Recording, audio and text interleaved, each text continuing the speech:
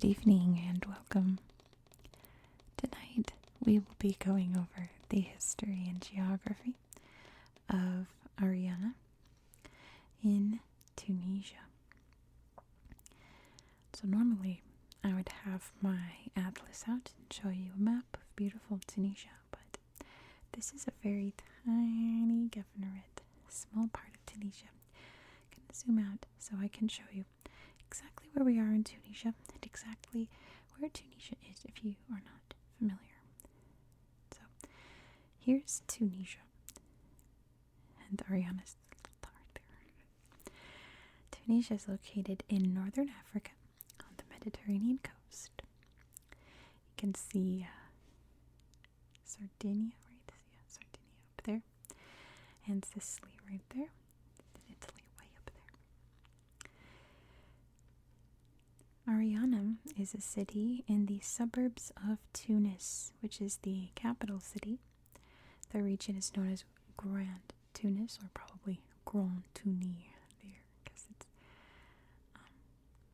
French derived, and it's technically on the coast, right? But from what I've researched, it's not like the place to go to enjoy beaches and things. That's in other parts of Tunis. Carthage, the ancient city, is right here, and here's the borders here of Ariana. When I was looking up like things to do in Ariana, it always said you visit Carthage. It's like, that's not Ariana. But yep, big suburb area, but also this big agricultural area, and even a bit of cliffy, rocky areas here, probably from the Atlas Mountains, I would assume. I didn't actually look it up, but those are the mountains that dominate this coastline here. So I assume it's a little branch of it. So not much else to say in terms of geography. And I didn't find too much about the history. The name Ariana, unfortunately, is not named after Ariana Grande, which I know everyone's thinking. Okay, you can mock me for it, but I know you're all thinking it. It was named after the Aryan religion that was brought over from the Vandals. So let me back up a bit. If you've seen my video on Ankara in Turkey, that is the place where the Aryan religion was formed, and it's a branch of Christianity. It is Christian. And the Vandals, who invaded northern Africa from Europe, they were like a barbarian group, as the Romans would have referred to them as, came here and clearly brought the name with them. But the actual town here was not founded until the Zirids came in. The Arab peoples came and occupied the Maghreb, which is the majority of northern Africa, and many dynasties came of that, one of them being the Zirids. And the Zirid dynasty was present in Tunisia between 972 and 1148. So it was established around then. Back when it was not called Tunisia, it was called Ifriqiya, which I'm pretty sure is where we get the word Africa, right? Ifriqiya. And in the... I'm trying to read my notes. I have a very faint light on. I didn't write down the year. I believe it was the 13th century, 14th century, 13th, around then, when the various Arab peoples came and conquered the Maghreb, and then they came up. Oh, I'm super crooked. They came up into Spain, right, which I've talked about. I've done a video on Andalusia. Slowly, the Christians started to reconquer Spain and were pushing out many of the peoples there. And Ariana was a safe haven for people escaping from that. So many Andalusians who were Muslim moved here, along with many Sephardic Jews, because they were chasing out anyone who wasn't Catholic. Iraq. So many Jews, and of course the Muslims who had occupied there for hundreds of years, moved here as a safe haven. And from what I've seen in research, there's still quite a bit of a Jewish population here in Ariana. In the 1600s, Ariana became famous again. Not really famous again, became noted for the flower breeding, I suppose we would call it. And the flower that became really famous is known as the Ariana rose. They grew roses. I'm trying to remember where it is. I found the garden where they were bred and grown, but there were no pictures of it. There weren't really pictures of the roses. And I mean, they're roses. They're very beautiful flowers, right? But I can't tell the difference between them and any other kind of rose. But this is where those roses were bred, and it became a big place for flower breeding, I guess you'd call it, right? Flower breeding. I think it was over here. Yes, it's over. Is it over here? Yep, this place. This park here was where the roses were bred. And I guess one of these buildings is like a rose center. It's probably this one, but there's no slideshow showing it. Maybe because there's two. Maybe, oh, look at this. Oh. Did I find something? Roses. Nope, that's it. So yeah, this is where those roses were bred. And it's just lots of flowers. Here's some roses. Lots of flowers being sold as succulents as well. Big flower market here, which is really nice. And the only other tidbits I found about Ariana, because it was very hard to find things about specifically Ariana and not Tunis, right, was about the very rapid development of the city within the 21st century.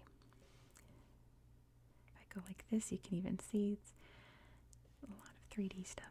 Lots and lots of big buildings here, right? Lots of little high-rises and things, big shopping malls, like over here, big apartment blocks, big office buildings, big main roads, and it's kind of what happens when you're a suburb of a major city center, a capital city.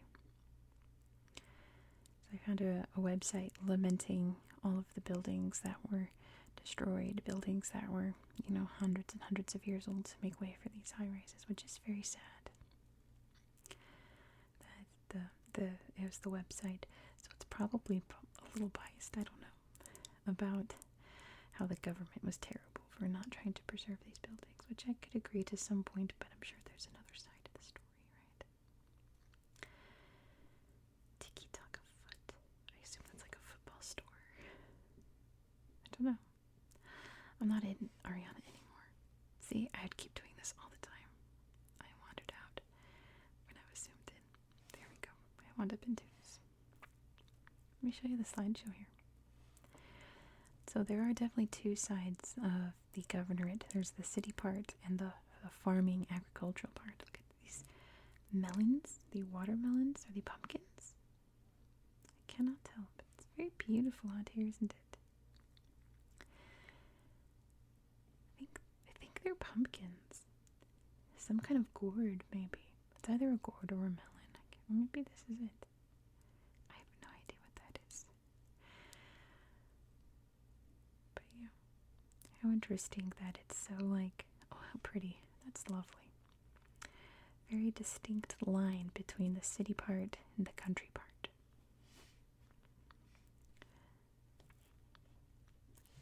Right there. You got these mountains here, and the rest is all farmland and a bit of beach too. So we can look through here and try to find some pictures. I couldn't really find a lot. See, we don't want to look at the vet school. I want to look at, pretty countryside. Let's try the beach. I did find one beach that was labeled. Here we go. Brasilia Beach, where they're selling some crafts and paintings. Pretty.